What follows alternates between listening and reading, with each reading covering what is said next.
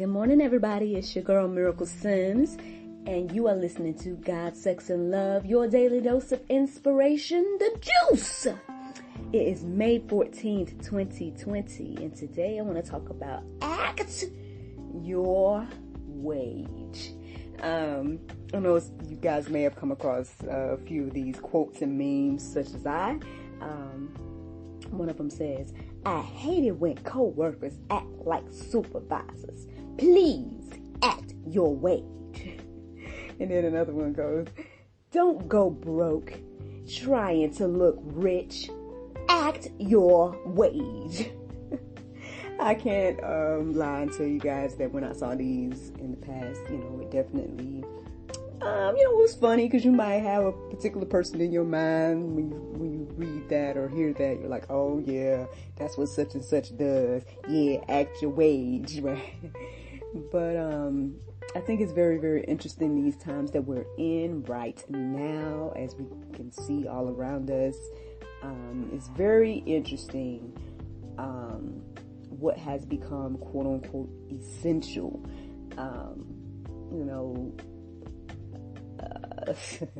Yeah, I mean, I know everybody can have their opinions and things that, they are observing about this time. And I am referring to COVID-19, Corona. But yeah,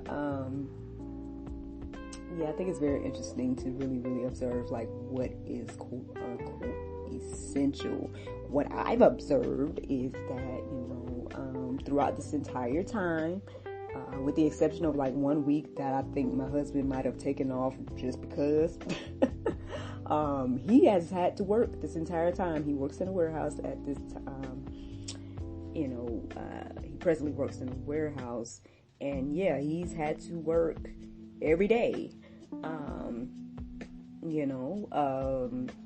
As you guys know, I haven't been quote unquote working. I mean, but I'm pretty much self-employed, so my whole situation is just an interesting one anyway. But I'm pretty much one of those gig people or something like that, if you want to look at it. But if you want to look at it that way. But again,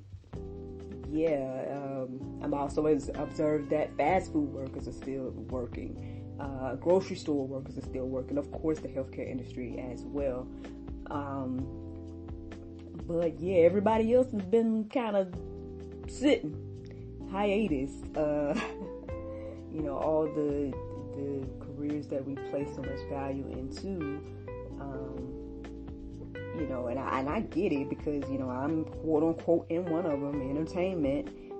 We place so much value on entertainment, and Lord knows, I've had my aspirations and goals and things like that as well, but how quote unquote essential are we when we look at this time that we're in? But hey friends, let's just take a look at what the Bible has to say about this whole little thing, because as I thought about that, it's basically kind of put me in the mind of, okay, classism. I was trying to figure out what the Bible says about classism. I know that there's plenty of stories or, parables that refers to the rich man and the poor man and this, that, and the other, right? According to a little research that I was doing this morning for y'all, one site said that there's at least the idea of classism or the theme of classism is mentioned in the Bible at least 93 times. That's just that one website, so I don't know. That's a website, so hey, take that with a grain of salt. But I came across several different aspects of this whole thing. I mean, it could really go deep into, or I'm not saying down a rabbit hole, but yeah, you could really go deep into this subject. You can talk about money in particular. You could just talk about discrimination. You could talk about servitude when you get into this whole classism subject.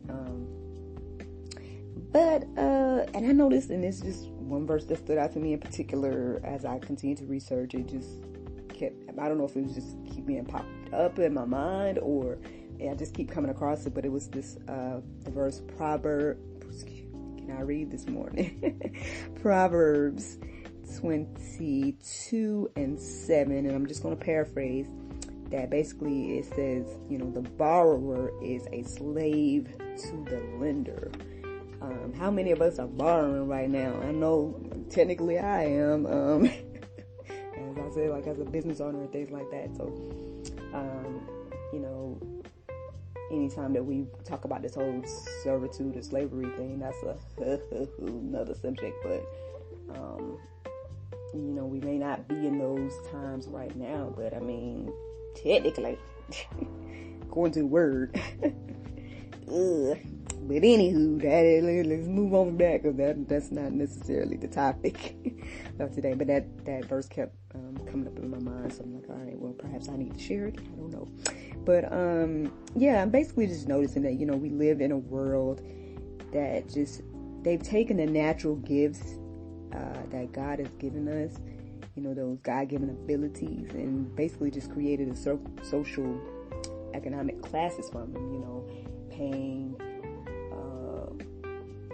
people with one gift this, and paying people with another gifts this. Basically we've placed more value on certain gifts than others.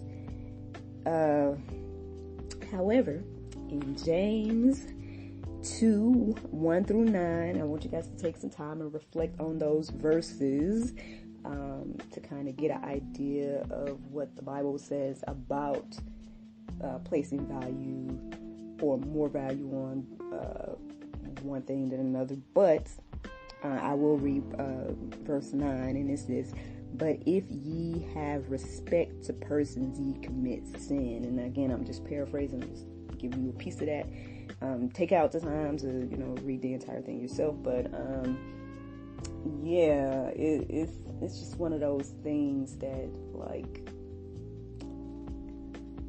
I said, I mean, I know we can get so much into this topic, so I'm trying not to like go too deep, because then I feel like I'll be getting off topic, which I'm doing right now. But I did come across I'm not sure if it's a blog, but it's called Jesus 4 Revolutionaries.com, and the author was giving his observation on classism and the Bible. If you guys want to go deeper in what he observed and everything like that, check that out at your own leisure. But at the end of the day, I think with this juice this morning, I basically just kind of want to remind us all that the talents and gifts that we have, they all come from God. And so when we really, really think about it, at the end of the day, they should all be valued. Amen. So we won't dwell on that. That's all I got to say about that, friends. So let's get into the Bible verse of today, and that is John 3:18, and it says, "My little children, let us not love in word, neither in tongue, but in deed and in truth." Friends, thank you so much for listening to God, Sex, and Love, your daily dose of inspiration, the juice. I've enjoyed talking to you this morning. Looking forward to talking to you tomorrow, if the Lord's will. Have a wonderful, wonderful day. Go forth and have a wonderful, wonderful day. All right. Bye-bye.